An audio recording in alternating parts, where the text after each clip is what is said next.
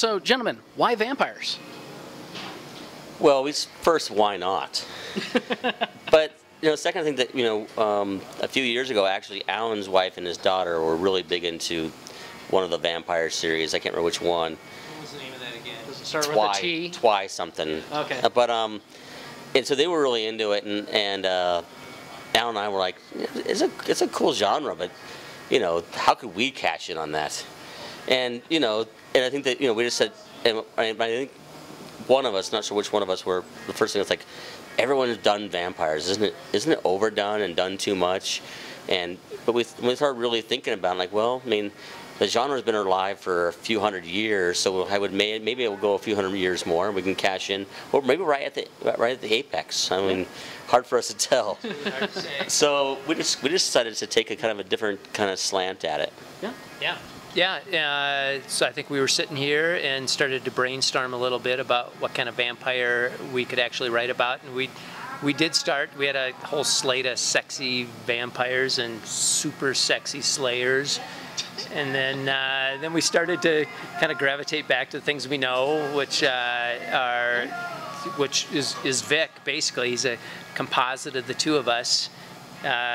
He's an accounting manager, and he's slightly balding, and Overweight. might have a couple extra pounds, and he's got just a kind of a horrible life. Yeah.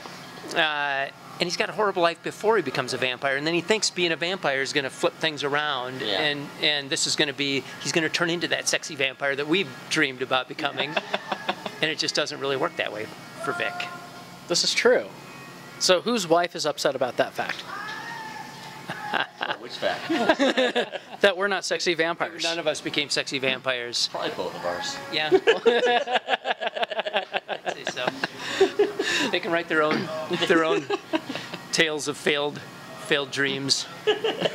We'll do it as fan fiction. Yeah, there we go. Okay. Oh, wouldn't that be nice? Yeah, Vampire Vic fan fiction. That'll be next on the I like that. table there. 50 Shades of Vic. 50 Shades of Vic. I stole that from you when we talked earlier. I'm sorry.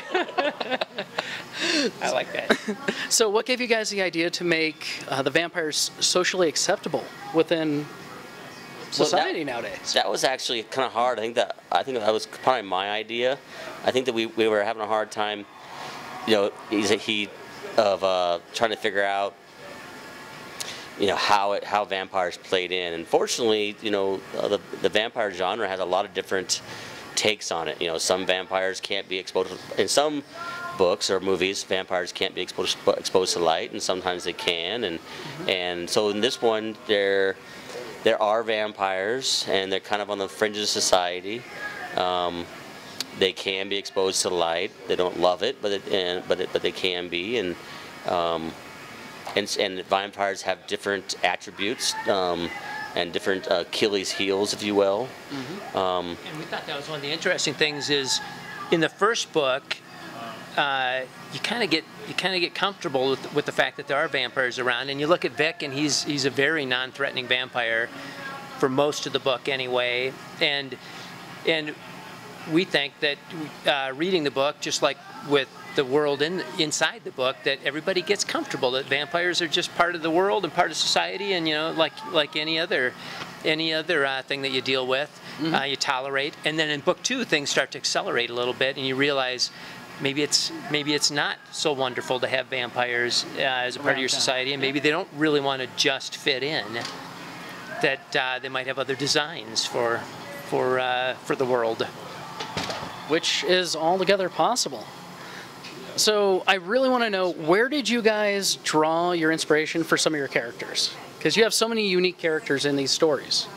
Yeah, I think that's one of our, I don't know, positive or negatives, depending on how you look at it, is a lot of our books we have a lot of characters in our book. And we actually had a friend of ours who does readings. He read one of our books for Books on Tape type of deal, and he was amazed by how many characters he had to do.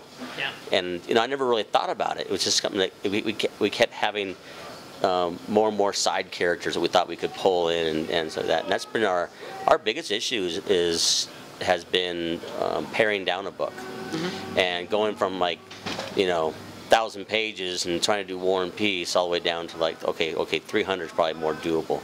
Right. The book clubs that we've hosted, one of our favorite ways to, I guess, to workshop a book. We don't really think about it those ways, but that's the way it works out.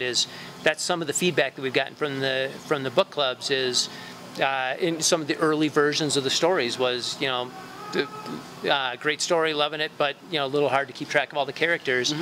That kind of thing we take to heart. We still probably didn't hone it down enough. For Paul Rohrer is the name of the voice man. He leads an acting troupe here in Denver. Paul Rohrer is huge in the acting community in Denver.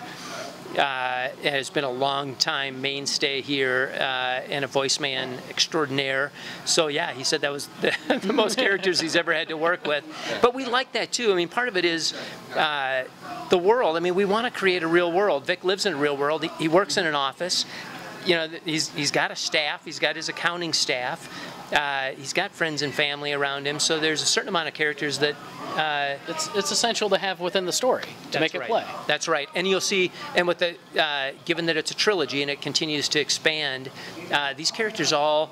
It may not be obvious in the first book how everybody interrelates and comes into play, but as the books develop, you start to see some of the backstory, some of the reasons why these people are there, and some of the conflict that develops for each of their own stories. So we enjoy that part of it too, is not just solely focusing on Vic. In book 2, you get a lot more of Barbara. You get a lot more of Amberly, their daughter, Barbara being the Victor's ex-wife, and Eugene the Vampire Slayer. All three of them really come to the forefront. Yeah. So I have to ask, Eugene is Wile E. Coyote? Yeah, that's a pretty good analogy, isn't it? Yeah. Well, originally when we had made Eugene, we had talked about making the character kind of like Peter Sellers in Pink Panther, where the guy's a kind of a bumbling idiot, but for some reason gets the job done. Yep. And he's just kind of a goofball, socially awkward. Doesn't mind climbing other people to get his job done, and then in the middle of the thick of something, somehow, some way, he wins the day, kind of deal. Yeah, and falls for Amberly. We just love that kind of interplay with Eugene, that originally he uses Amberly to get to Victor, and then things develop from there. It becomes a much deeper relationship. So we love all those entanglements. So the more characters we have all tangled together, and hopefully heading towards, we're writing book 3 right now, trying to drive all these characters towards a big finale. That's our goal. Yeah. So we've hit on it a little bit, but what can the fans expect from Vampire Vic 2? Well, the second book kind of takes off from the first one for sure. I mean, it's a little grittier, a little more wild. I would say it. I mean, we kind of took some of the first book elements of the funny stuff and the dark stuff, and made the second book even darker in spots and even funnier in spots. I would say quirky, but quirky is not the right word. I think it's just. I mean, some of it's hopefully laugh out loud funny, but also kind of weird at the same time. And some of it's dark, and it's really you really have to think about it. And it includes at least one of the many sex scenes that Jason tried to get in the first book that I had to keep taking out that just weren't appropriate. But you know how a guy keeps trying, and it slowly wears you down, and finally you say yes. All right, let's put it in there. Yeah. Well, that's all I've got for these gentlemen. Harris Gray, Vampire Vic, and Vampire Vic 2 coming to stores September? September. So yeah, Vampire Vic 1 is out. You can find it on Amazon, harrisgray.com, our website. And then Vampire Vic 2 is released in September. We haven't picked an exact actual date, sometime in mid-September. We should pick 15th. Let's make it 15th? Okay. Actually, I think that our publicist actually said, yeah, have you not seen the calendar? I'll check that. Check the calendar. Gentlemen, thank you for sitting with me today. Thanks. Thank you. Thanks for this, Scotty. We appreciate it. Yeah.